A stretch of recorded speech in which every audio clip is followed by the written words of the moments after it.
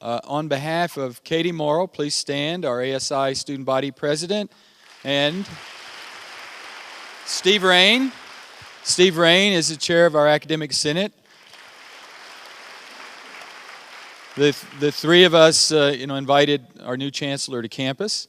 And Tim, this is a mix of our faculty, staff, our stakeholders, alumni.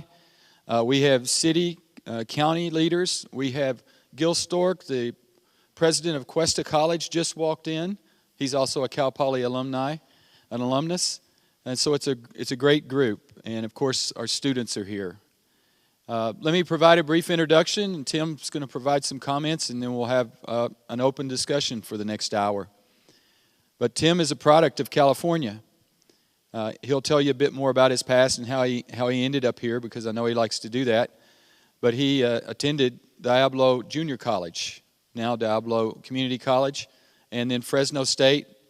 Spent time East Bay, which was then a different name, and also his PhDs Berkeley. Spent time on the faculty there as well as University of Michigan. He's a former student athlete, also coached water polo, and he has been immersed in Learn by Doing the past 2 days. He's been on a really, really hard schedule, and plus he's had some really tough things to deal with one of our other campuses with a fire. But he's stayed focused on Cal Poly and still taking care of some serious business. And again, on behalf of my fellow president and chair of the Senate, we welcome you, Tim. And let's give him another big round of applause.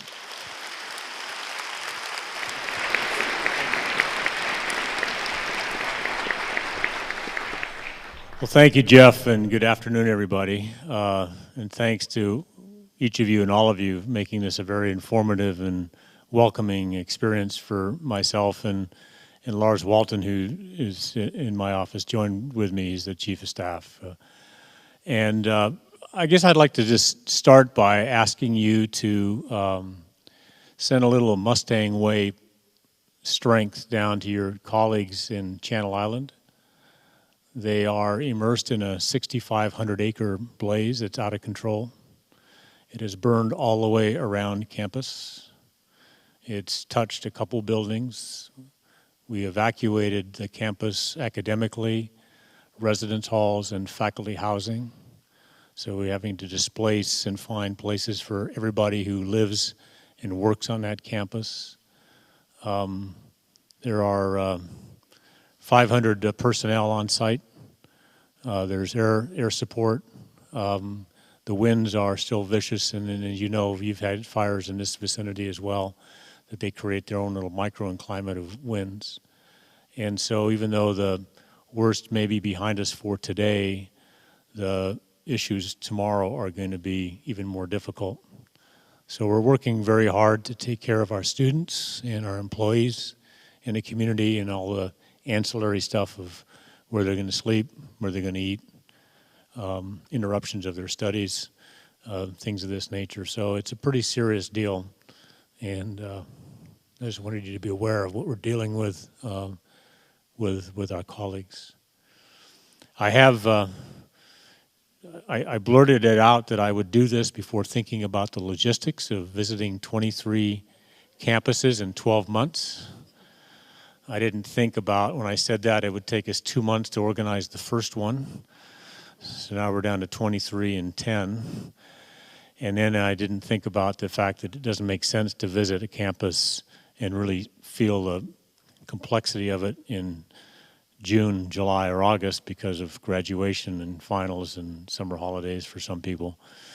So now we're down to doing 23 in whatever the math is, 6 months or so. But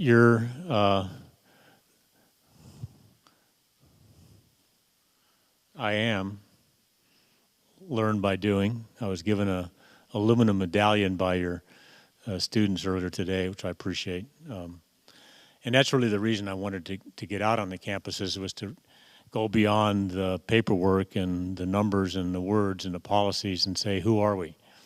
You know, what is the same and what is different? What are the points of pride, the points of excellence of each of the campuses? And I think that's really been very insightful to me because I never want to lose track. I went to college, as Jeff said, in 1966. And I've been on a college campus every day since until January of this year. It tells you a couple things. A, I'm really old. B, I'm finding my way to make sure that I don't get isolated in an administrative job from where the university really is, which is on the campuses. And I've been reminding the good folks who work with me that we don't have students in my office. We don't have faculty. We don't, have community investments in what we're trying to do as a system. That the university really is expressed on 23 zip codes around the state, not at a zip code where I work. So getting out on campus was intended to be selfish. It's turned out to be very helpful, I think, for the campuses as well as I get hired in sort of a confidential process, and there were a couple faculty involved and a couple of employees and a bunch of trustees and a community member or two and a couple presidents. And all of a sudden you get sort of pronounced as here's the new one. I think the unintended benefit of these trips has been I'm actually now on my interview schedule to have a chance to know what matters to you, but also for you to get a sense of what matters to me, and so we find our ways to be successful together. It's not a very good metaphor, but I do want to congratulate you as a really distinctive three-legged stool. How am I doing? Have you guys ever characterized yourselves as a distinctive three-legged stool? I didn't see any billboards that said that, so maybe I'm off base here. But a great university has a strong and robust student body, has a strong and robust faculty, and has a strong and robust staff. And while we often crow about the success of our students, as well we should, and the innovation and hard work and creativity of our faculty and their success with students and with their research, which we should, we don't often crow about the work that the staff do to enable the faculty and students to do our task. And when you walk around this campus and see the grounds, see the buildings, talk to the people that are doing the HVAC and the food service, interrupt their daily existence and say thank you to them, I just think we all should sort of pause and reflect on how those members of our community are vital for us to do our core business, which is the learning environment, teaching, learning, and the research environment, and the engagement with our local community and with the national community that Cal Poly can do. So my hats are off to the staff who've kept this place up in a pretty tough time in a way that you'd never know that there's been trouble in River City financially across the state of California. And I'd like you to join me in thanking the staff of Cal Poly.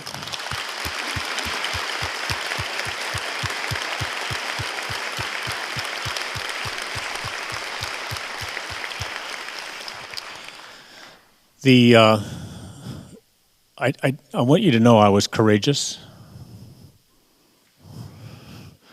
I took the job before the election on Prop 30 because I want to give back to a system that launched me many years ago. It's my chance to give back not from a campus point of view, but from a system point of view. And what we can do successfully in the Cal State will actually transform best practices in higher education across the country. Don't ever forget that we are the leaders when it comes to innovations in higher education. And everybody watches what works here and what fails here. So that's really the reason I've decided to change my life to do this, to give back, to try and work relentlessly to change the dialogue about why we matter. And I think many in this room had an opportunity around Prop 30 to realize that we do matter. And the advocacy, the getting out the student vote to students and faculty and staff, either going or sending messages, community members to Sacramento saying enough is enough, turned out to be a good thing for us. But I want to temper the reality of where we are economically, and resources, of course, dictate opportunity, and for our students and for our faculty and for our staff employees. The fact that we collectively, California, rather overwhelmingly voted for Prop 30 is helpful in one short-term way and hopefully one long-term way.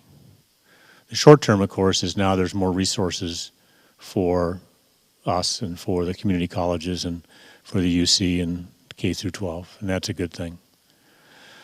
But perhaps even more robustly is people in California voted to tax themselves more for a period of time when the economy hasn't yet really turned. Now, yes, there are pockets in Silicon Valley and Southern California and perhaps around here, but so many people are still unemployed, are still have lost their homes, high foreclosures, et cetera, et cetera. And to think that Californians finally, even though there's many who are still really hurting, to stand up and say, I'm willing to pay more for education, I think is a profoundly important statement, one that sort of adds to our responsibility to say, wow, thank you, and now we will try and even do better going forward. It's really quite profound. So it seems like it's nice to have an investment in us, but let me try and put it in perspective of what these dollars really mean without belaboring the details of the dollars. We actually, in the Cal State University, lost from 2007-8 to now $1 billion. That's with a B. We had $3 billion and it went down to $2 billion. As the students know, as the parents of students know, as we all felt the pain, tuition went up dramatically. Fees went up. Some reinvestments were made to save some interest costs. And all of those things together, from $1 billion down, added about $550 million back in. So we're still down $450 million in the Cal State system from where we were 4 or 5 years ago. We have about 6% fewer employees, both academic and non-academic. We have about 10,000 more students. And our graduation rates have gone up 8%. So those who would like to characterize us as inefficient and not doing our job and not taking care of the needs of California, the facts are an inconvenient truth that work against those assertions. We should feel very proud as employees who stuck with it out of passion and commitment and understanding of the importance of our work during a tough time. We're actually doing more with less people, less money, and are being more successful at it when you look at one metric, a graduation rate. So my hat is off to you for that. I was in the UC during the same time as the Cal State. We did our furloughs. We did our layoffs. We had more students, less people. So it's not a Cal Poly specific issue or a CSU issue. It's a public higher education issue in the community colleges and the K through 12 system. So that's why I think Prop 30 is a point of pride for those who worked hard to get people to vote for it, but also sort of a marker that people said we mattered. Now we have to continue the conversation to prove that we matter. We plan to invest those resources, and maybe 30 or 40% are already spent on fixed cost increases of health insurance primarily, which is escalating 25% next year compared to this year. Doesn't seem fair to me. And some energy costs and some insurance costs. So of the 125 million, we've only got about 75 million to actually invest in anything that matters to us from a programmatic point of view. And so this campus is going to grow funded enrollment a little bit. And this campus is also going to have, if this budget holds, which I anticipate it will, a chance to do a salary, very modest salary adjustments for our employees, everybody except Jeff. Not that he's not worthy, but the president and I aren't going to participate in a salary program. And then it gets into those of you that are in bargaining units, and it gets into that process, which you know better than I do on how it actually gets distributed. But I felt strongly that our employees who've stayed with us during this time, who haven't had a salary adjustment in all that time, whose purchasing power has actually gone down 12% because of inflation during that time, are deserving of a tip of the hat. I wish I had the resources to say we can make it all up. We can't. There's political reasons, political pressures to not even do what we're going to do. So I've got my work cut out for me on the political side to make sure people understand that if you're going to innovate and do better work and be at the front edge of education, you need really great, committed, passionate people, and they have bills to pay, so we got to make sure that they're compensated appropriately.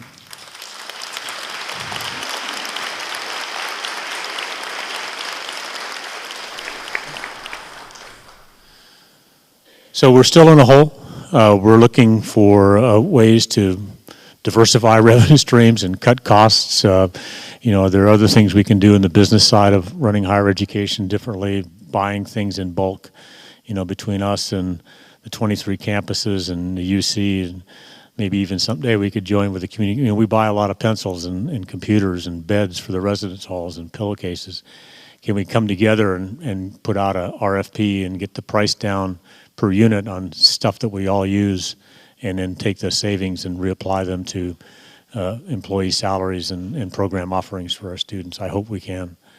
And we did an experiment with that in the UC when I was there between the San Francisco and Berkeley campus, and saved $80 million a year.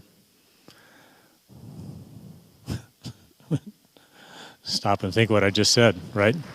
So let's say we can save $8 million, you know, or $10 million or $50 million, and redirect that to programs. I mean, we just have to do that. And I know the third rail mantra has been not to privatize public education. And believe me, I understand what that means. I'm a product of this stuff. I couldn't have had trouble affording it even then. But I think we need public-private partnerships in order to be successful going forward. And I used to stop right there, and now I say we need public-private partnerships to preserve the public nature of Cal Poly San Luis Obispo. And by public nature, I mean accessible to all with the intellect and the willingness to do the work, and affordable, particularly to the middle class who doesn't have access to great revenues that those that are affluent have, and doesn't have this society's support that the students from low-income families have. So we have our work cut out for us to use those who care about us on the private side to help us stay as a public university, and that's very important to me. Otherwise, we'll end up having much fewer points of access. And when you get in, you won't be able to get the classes you need to get through and get on with whatever's next in your life. And it's really a serious issue. Next fall, there were something, again, rough numbers, 340,000, 350,000 students from high school and from community colleges who want to go to Cal State University, to one of the 23 campuses, 350. We're going to admit 125. And we're going to turn away the rest, which means if any one of the ones we turn away becomes a legislator, we're in trouble downstream. But of the ones we turn away, some are not qualified yet. They need to do more work at a community college to get some of their ABCs straight. But we're going to turn away about 20 to 30,000 fully qualified, academically successful students whose families and who them have done everything they're supposed to do in middle school and high school and A to G and all of that stuff. There's no room at the end for them. And this is the year after year there's been that sort of number, and as I project out over the next decade, it's going to continue. So demand for us is here, and capacity is here. And so we have a sort of a collective moral responsibility to figure out, Can we somehow get one more in, 10 more in, 100 more in somewhere, and still maintain the quality of our educational experience? And so I invite you to help think about how that might be possible here, as I invite each campus to think about it, how it might be possible on their campuses. So Jeff, let me stop there with sort of a series of related to me, but perhaps rambling to you thoughts, and say, what would you like to talk about?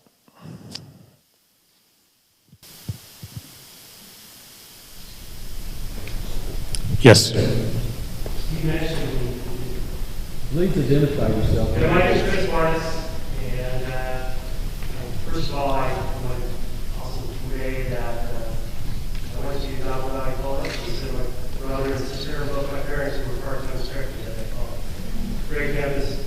So language junior colleges, you talked about sort of the unbalance between demand and ability to accommodate the number of students that want to be a part of this system. How does junior colleges fit into that equation? I mean, they have to be a vital piece of it. I mean, it kind of goes back to the master plan. I'm a product of the master plan. I mean, I immigrated from Argentina and landed in 1957, the master plan, 1960, something like that. So like the master plan, you know, I'm kind of gray and tattered and creaking a little bit. The master plan is creaking quite a bit because the demand has been high and resourcing has been under-resourced. But there are now, so when I went, it was seamless. I did what I needed to do at DVC, and it all counted at Fresno, and I got through in 4. My son just graduated from East Bay in 11, 2 years at DVC, 2 years at East Bay, got his degree, and he's working. He's making films on roller coasters. He's finding his way. I love him.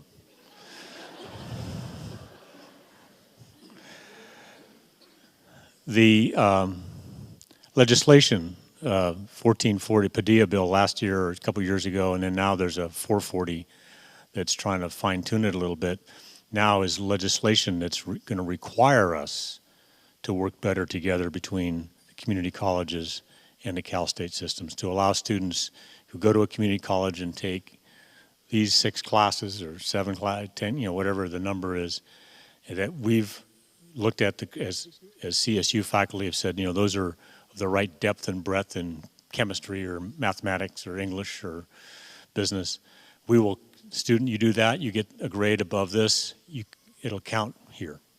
So there's legislation that is encouraging us to go back and make sure we create more seamless transfer capability. And that's part of the reason why the issue of semesters and quarters is in the discussion, because the community colleges in the main are semesters, and there's some friction when you're trying to go into a quarter system. We'll work that out, and that's a separate conversation that I hope will come up here today. No, I mean that. I mean that sincerely. I like robust intellectual discussion of things that matter. So, and if we don't do that, then we're not doing our job. I think we will do more. I mean, it's economic for some students. The trouble is, and we have a community college president here I'd be happy to give the mic to, is they've had exactly, if not worse, the same dilemma we've gone through of capacity. And, you know, budget cuts, the inability to raise, even though students are willing to pay, you can't raise more than what you've already done, and local districts that aren't in agreement with the state direction. And I mean, it's a tougher circumstance than we have administratively. So when we say to one of these 20,000 students, you know, well, go to the local community college and get these classes, and then there's room at San Luis Obispo for you. They go to community college and they say, what are you talking about? There's no room at the inn here either. Or you've got to take a class that's not one of these classes that Cal Poly is going to accept. So we are really kind of fractured right now. And it's really driven by political priorities around resources. You know, California is a rich state. It's just broke. I mean, I'm serious, think about it. It's not like we're a poor state. We're a rich state. It's just broke. And And I think that there has to be, and this recession has accelerated the disinvestment, but it started 2 or 3 decades ago. I mean, you just look at it, it's been systematically, as a percentage of contribution per student, per degree, per any way you normalize the data, this state among most in the union have disinvested in public education.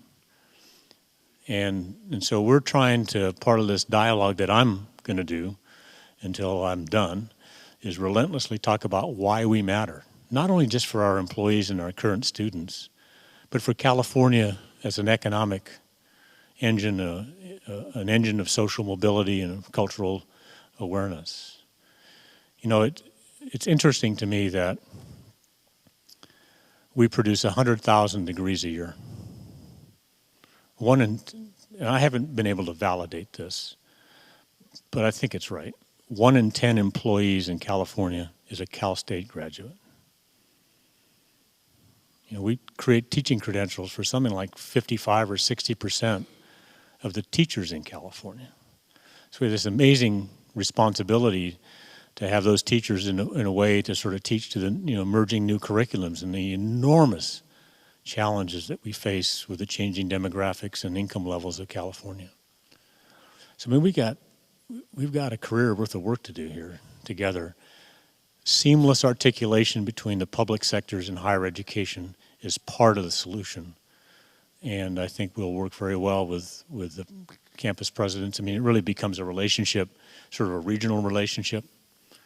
And at my level with Bryce and then with whoever replaces Mark Udolph. And I think we can also do some things between Cal State and UC. I mean, we're sort of the leaders of the middle here.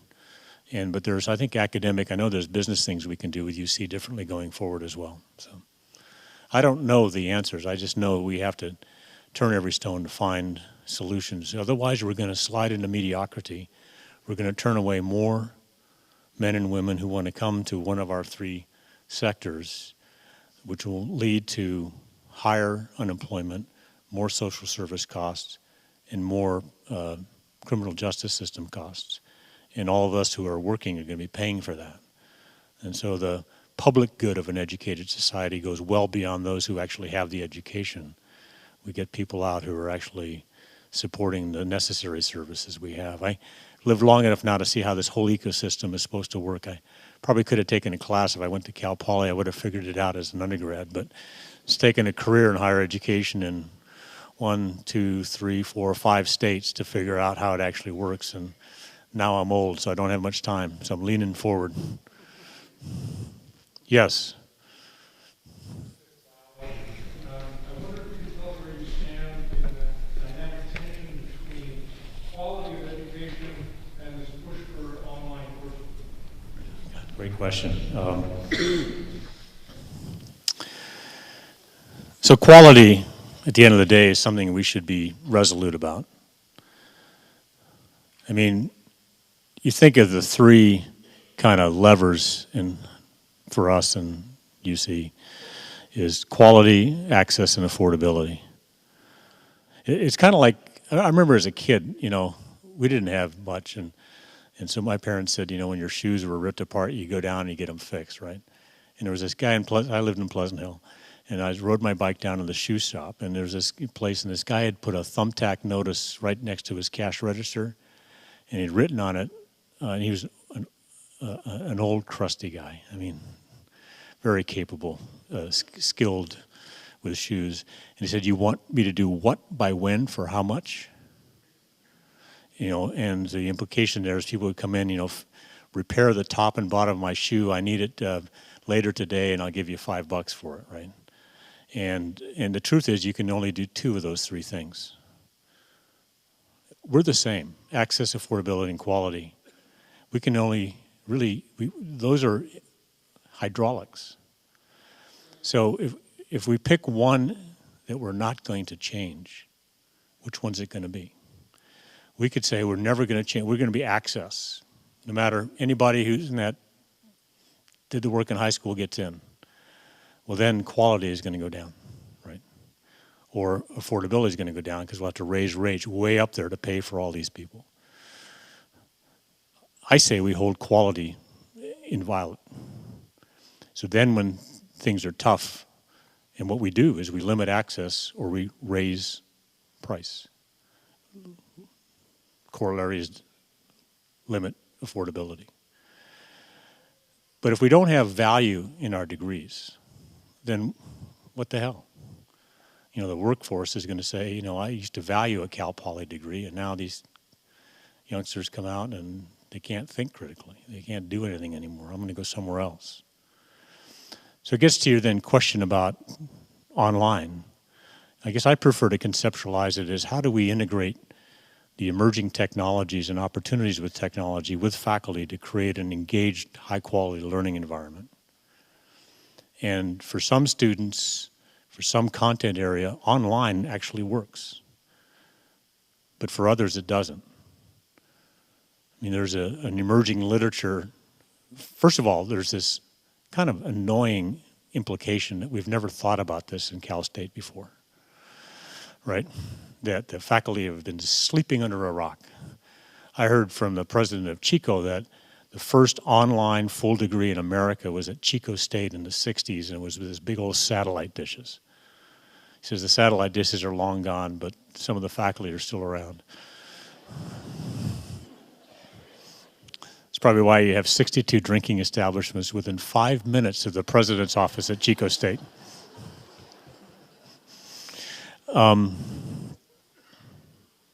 We have something like 84 degrees that are either fully online or partially online today.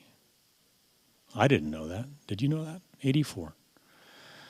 I've heard 14,000 classes, and I was told recently maybe it's only 10 that are online, either fully or hybrid classes. I do know East Bay teaches 18% of its curriculum online. 18% of the student credit hours delivered at East Bay are online. And I don't know what the percentage is here. But to me, it's kind of a false dichotomy, online or real college, but rather how do we integrate this stuff?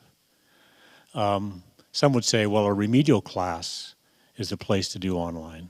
You can get in front of a screen and repeat your algebra. Algebra probably hasn't changed much for today's students as it did for me. Its application may have changed dramatically. But there's some content that is factual that hasn't changed. But there are many students who just need somebody, you can't quite figure out how this theorem works, right? And you just need somebody to say, well, look, dummy, think about it this way, and the light goes on and off they go. And so part of our charge are students who are absolutely naive about learning, who don't have first generation, often today, first to get past middle school. You know, I used to crow about being first generation. I've stopped doing that because there's so many students who say, well, I'm the first to get past 10th grade, right? So they don't have a family support to talk about how to figure something out academically.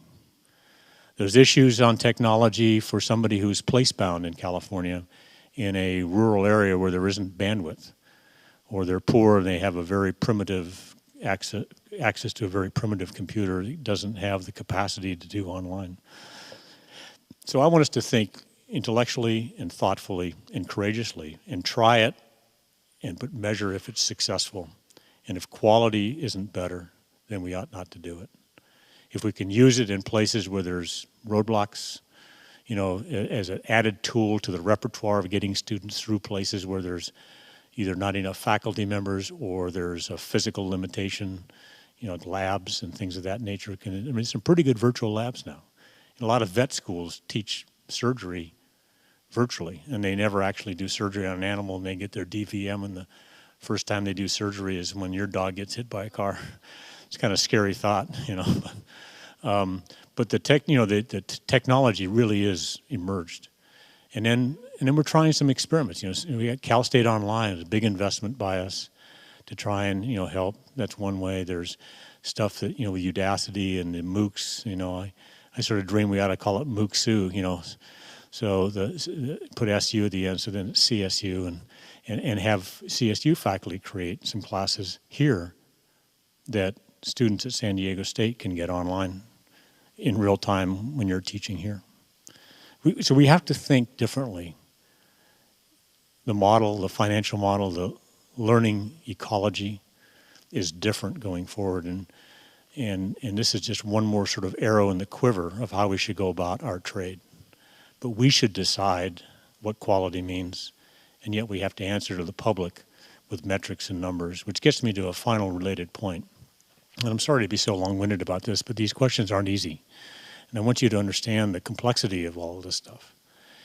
Is part of this money that we are hoping to get next year, and I'm confident enough to say that we will, may have some strings attached to it, so-called performance measures.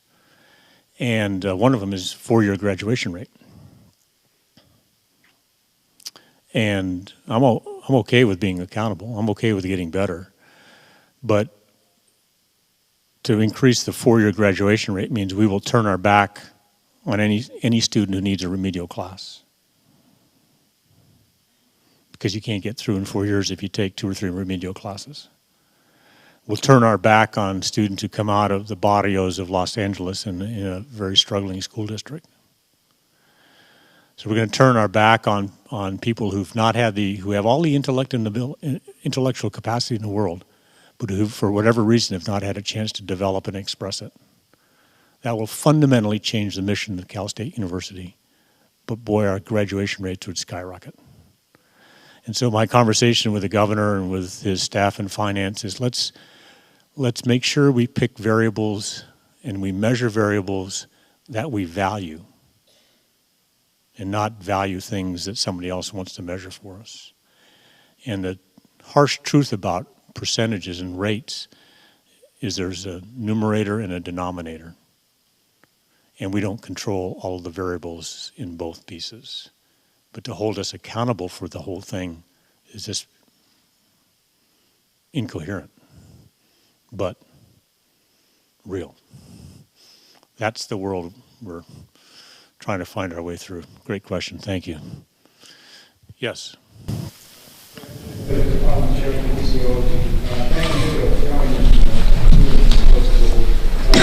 By doing this space, that brings students doing research together in space, and from the Department of Chair's perspective, the CSU's space use formulas just don't seem to make any sense. Everybody tells me they haven't been revisited for decades. You're a busy man, you think you might be able to get around to that at some point. How much space do you need?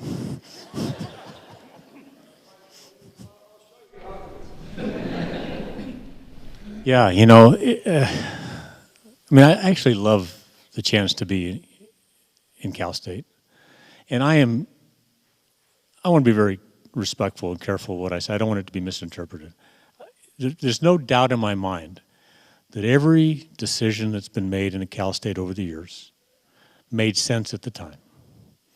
There was a discussion, a task force, maybe a committee, or a dictum from Sacramento. Something led to policies at a time when the state paid 95% of our costs and everything was formula driven and everybody's above average, just like Lake Wobegon, right? That's all dramatic, and we learned by a sage on the stage, and now it's a guide on the side, right? I mean, so the way we go about it, now it's technology infused with human beings in a way that who could have ever thought when these formula were made.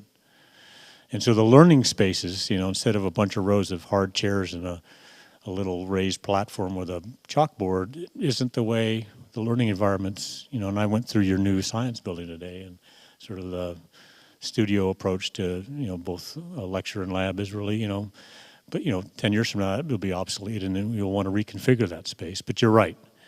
So I think we have the big task. There's also, for those of you on the inside will know this, those of you who are coming back home as alumni, you'll sort of say, what is he talking about?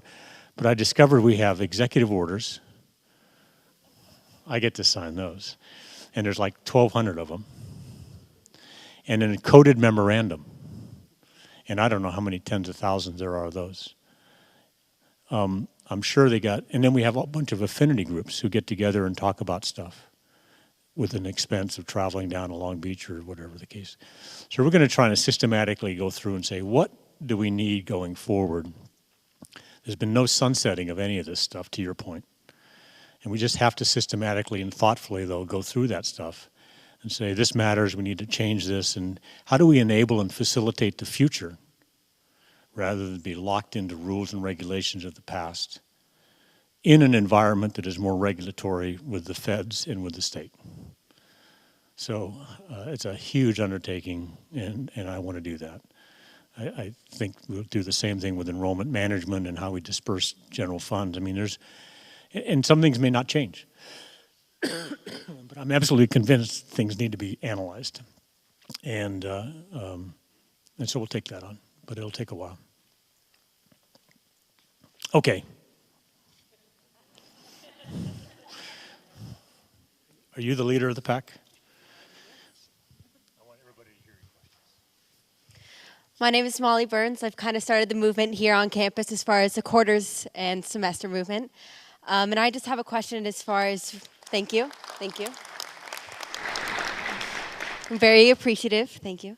And regarding the quarters and semesters thing, it seems like since most of these savings would be administrative, do you know how much we would save by having a common calendar, how the students would see this, and what evidence do you have to subsidize this?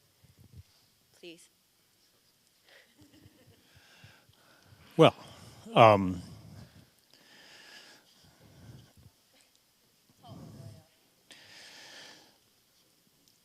so I think what is at hand here is how do we think about optimizing the learning environment in a campus perspective and in a system in California perspective. So right now we have all but 6 Cal States are semesters. The 2 Cal Polys, and I know here you think there's only 1. I got that. But there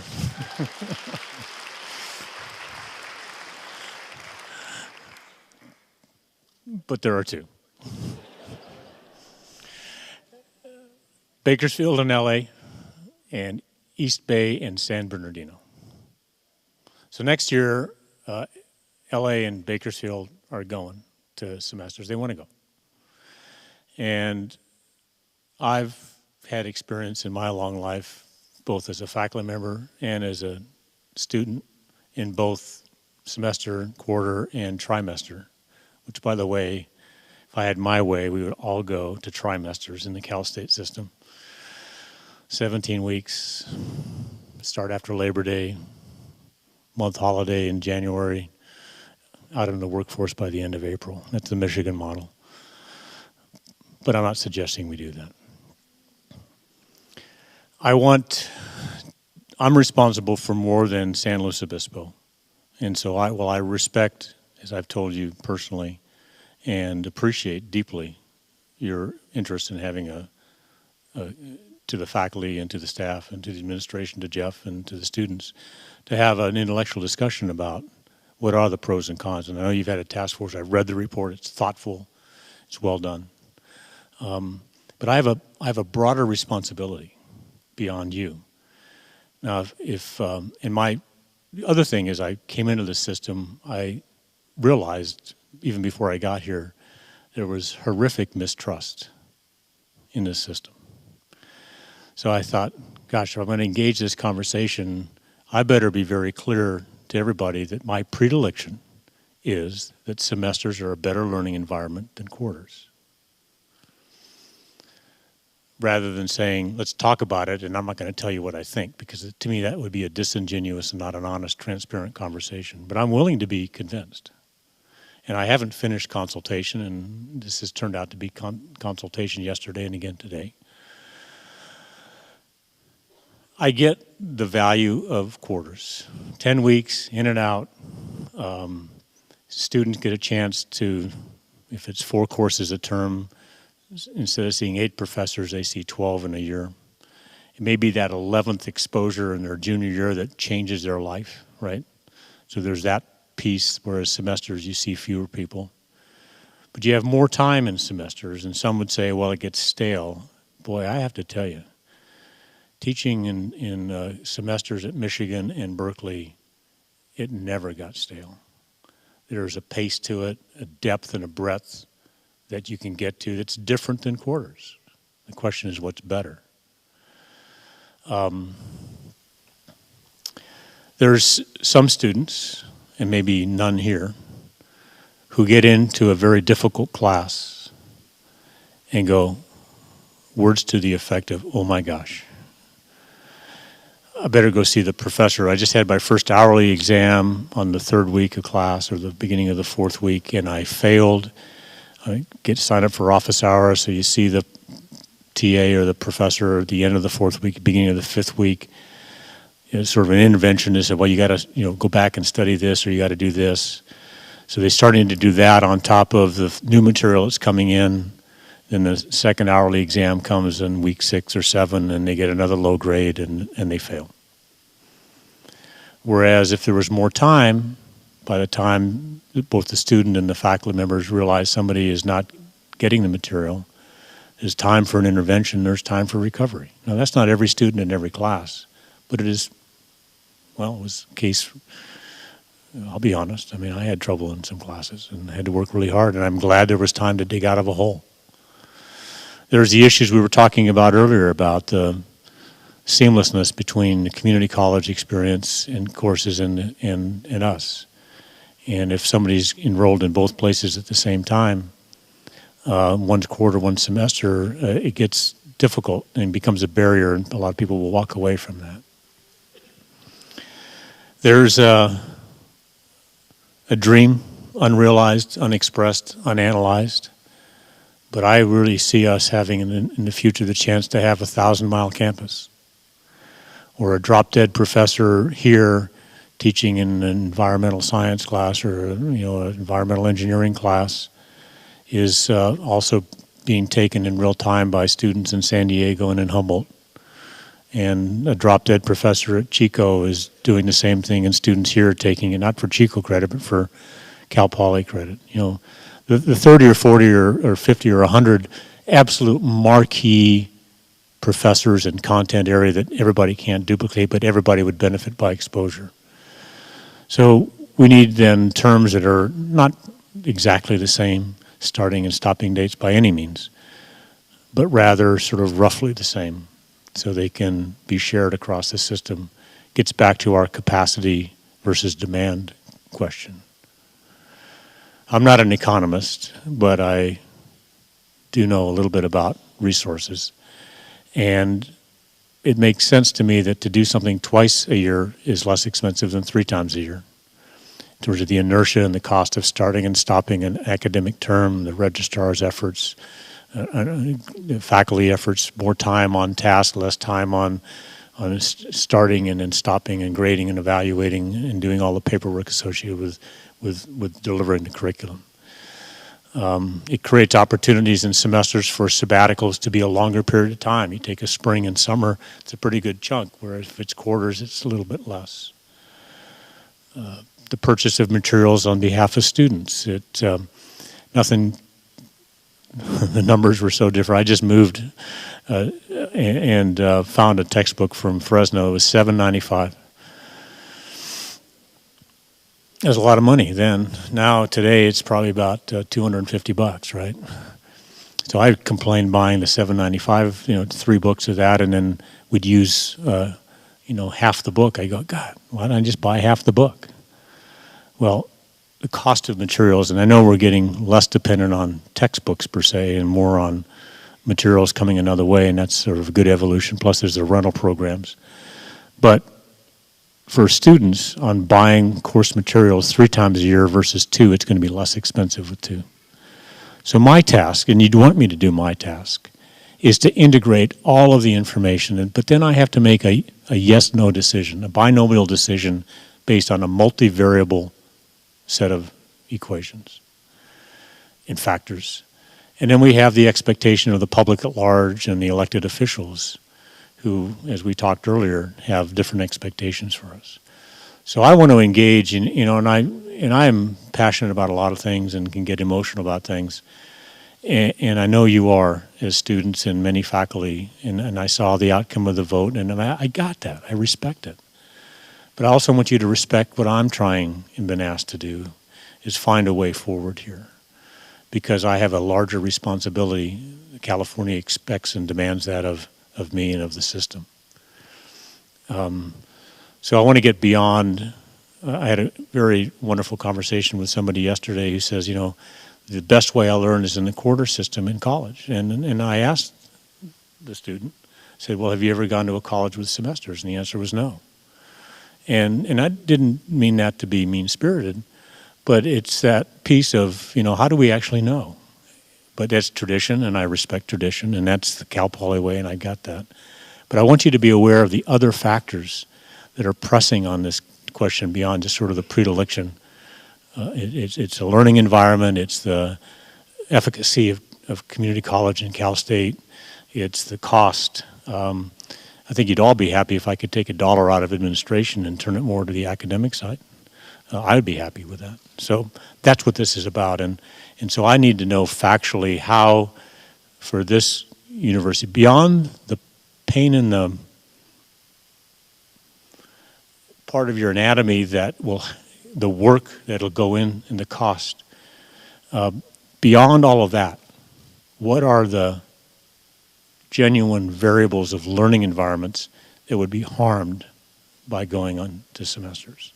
And that's what I'd like to have you think more deeply about and communicate to me before we get to decision, which will likely be sometime in the fall. Now, I was pretty naive coming in. I thought this was a train that had already left the track or left the station, and apparently it hadn't left the station, but it had left the track. So I'm just trying to clean up somebody else's mess, but I wanted to do it in an honest and transparent way, and that's why I've said from the beginning. So Jeff, you got your hand up, or you're saying peace? 2 more questions. Okay, so who's not had a chance to ask a question? Right there, yeah. So this is the penultimate question. See, I know this is San Luis Obispo. I have to use big words.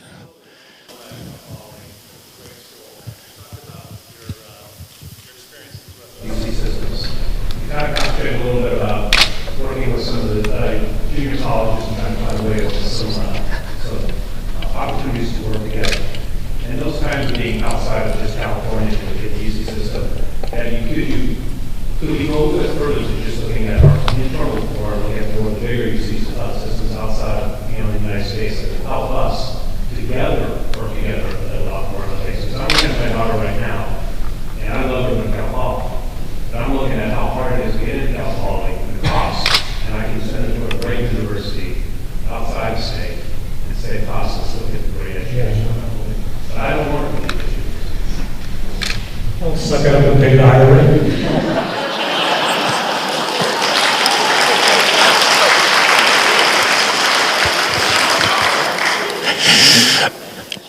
It's a real, so look, I was in Oregon, and we recruited the heck out of Northern California because it was cheaper to be an out-of-state student in Oregon than it was to be an in-state student in California.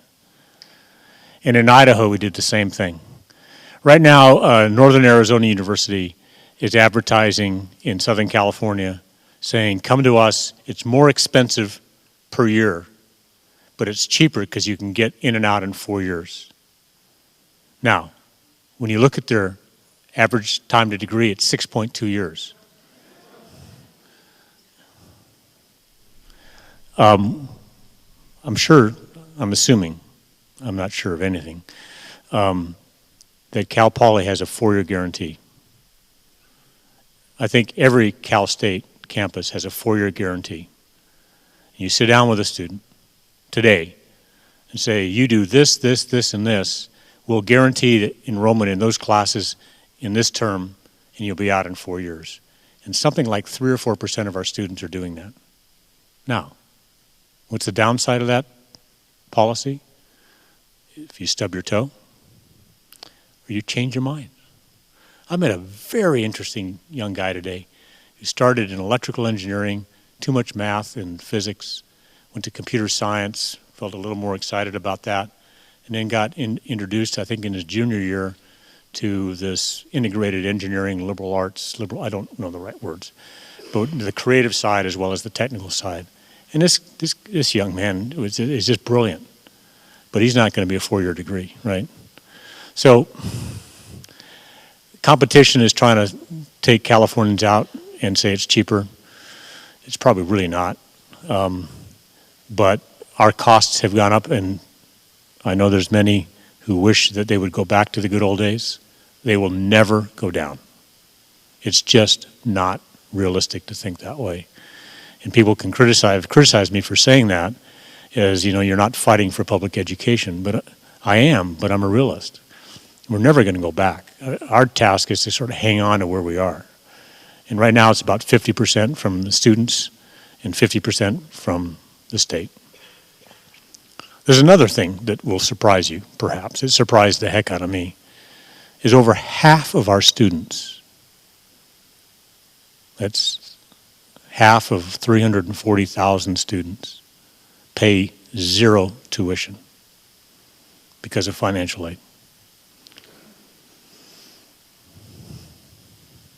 Now, for an individual to say, well, why am I not in that half, right? Less than half of our students have a debt load when they graduate. And those that have the debt load, it's $16,000. That's a big chunk of money. That's 12% less than the California public school average and 24% of the public school in America's average debt load. So despite all of the change that is annoying beyond belief and maddening to families and to students and to all of us, we have the most vibrant financial aid programs and the lowest cost of any significant university in America. And what hurts so much is it used to be even less expensive to the individual. My final point in answering this question is, you know, there used to be all freeways, and now there's tollways. That's what's happened to higher education, is it's gone from a state commitment to an individual, and we're 50-50. And in some respects, there's a symmetry to that. One of our students here is going to graduate as a private good. They'll have a better job and higher income and take care of themselves and their families and their communities better. But we all benefit by having an educated people in our community to be on school boards and park districts and less unemployment and less use of social services. So we've got to talk more about the public good to everybody, whether they're an employee or an alum or a student, or the vast majority who aren't these days, who benefit by having Cal State graduates in their community. Our work is full-time. We have one more, Jeff? Yes. My name is Steve Posset. I'm a student. And I was just curious, as we move farther and farther away from the four-year plan, I will graduate in 4 and 1 quarter. But I need 26 in my last quarter to make that happen. Yeah. And these days, a bachelor degree doesn't cut it anymore. You need a master's, you need a doctorate, you need something else headed in a professional role. So as a CSU system, you kind of have to prepare us for grad school. How do you reconcile that with trying to get students out in 4 years or even 5 years and giving them a quality education when they have to do so many extra things and prepare for another set of school? That's a great question. I think, gosh, there's so much truth to what you just said. Let me just try and put a little bit of a light on what you just said. And one of your absolute, distinct, unique assets here is that with a bachelor's degree and the sorts of experiences you've had with the learn by doing and the integration of the curriculum across traditional disciplines, is you can make up your competitive position in the workplace a lot, even with just a bachelor's degree. And I think the evidence for that are the folks that are on campus today who can't wait to hire undergraduates from Cal Poly because they're much more sort of work ready. What's the phrase? 2 hands on the problem, 2 feet on the ground. Understand integration. The world is integrated. The problems that confront us are integrated. They're not a chemistry problem or a business problem. They're societal problems.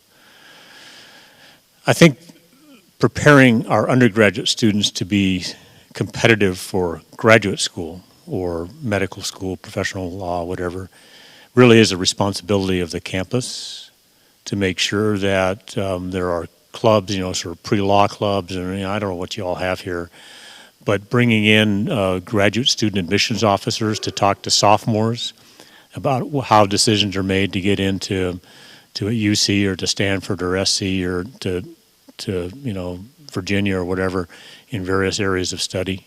What differentiates one bright, earnest undergraduate student from another in terms of admission into graduate school? And I do think you call them different things here, but the capstone projects, the fact that those people that are in the fields where you build stuff have built something, those in the sciences have published a paper or gone to had an abstract, those are all the differentiators. I mean, I admitted students, as a professor, to my PhD programs in Michigan and Berkeley, and they're very, very competitive. And you don't really look at grades because everybody's got great grades and everybody's got good GREs. It's okay. That's the constant. Now, what differentiates you? It's life's experiences, it's engagement, it's fulfillment, it's doing things beyond. It's the onus on graduate work. Let me back up. High school, it's very risky to categorize, generalize, stereotype. But early in your learning career, it's sort of, you're given stuff and you kind of give it back. And if you give it back correctly, then you move on, right? You start getting into college and there's a little bit of that, but then especially here, there's a lot more sort of interaction and more onus on you as a learner to be responsible for your own education. And goodness knows today you learn a lot from other students, whereas when I was a student, it's pretty much that sage on the stage and the book I read, and that was about it because the rest of the conversation wasn't informed. Graduate school is even much more of an onus on you to take advantage of the opportunity. That's why at research universities, graduate programs have 1 or 2 classes and lab or clinical or studio work. It's no longer being in these kind of environments, but they're in the creative environments where things are discovered or created. And so I think the more you can discover and create as an undergrad, it opens that door differentiates you for graduate school. But I would say to Jeff and to the faculty, one of the ways you can help your students better, and I don't know to what, you may already be doing this, is to create those opportunities to have the graduate dean from Berkeley come down to St. Louis Obispo and spend an afternoon with students and talk about how graduate admissions work at Berkeley. And you can generalize from Riverside, or we all do it the same way. And it's differentiating based on what you've done before. It's a given that you have decent grades and good standardized test scores. But you're right. It is competitive out there. And that comes to one of the final points, Jeff, is our task, my task I take very seriously, is to make sure our students, and I know your faculty do as well, and Jeff I'm not so sure about, but I think is that we want to make sure that our students, when they leave us here, are able to live and to work and to compete and most importantly to prosper in a global multicultural community. And that's whether you go to Hong Kong and run a business or whether you go back to Paso Robles and run the family business. They're both global and they both are multicultural. And that's the challenge, to make sure our students have the knowledge of the disciplines that they studied, the skills of communication and analytical thinking and all that stuff, and the ability to be effective in a very rapidly changing cultural environment. That's our task, is to give you all the tools, and then your task is to not screw it up.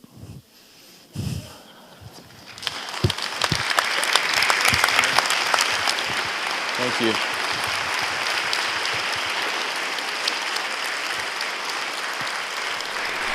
I think he's got the learn by doing down. And Chancellor White, Tim, thanks for being here. He's still got a few more hours with us, but join me again in thanking him and also Lars for spending this great time with us and for quality interaction. I know there were many other questions, but thank you for coming out today.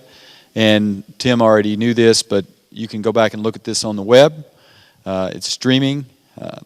Oh, sorry about that.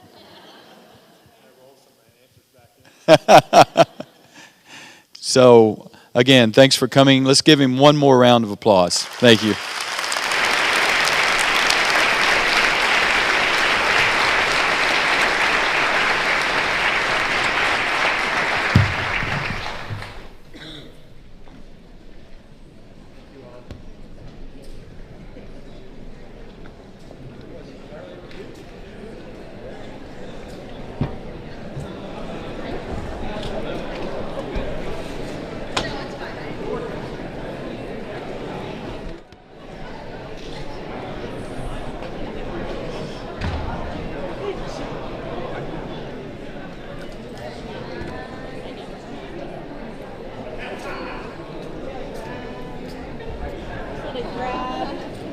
We'll find out.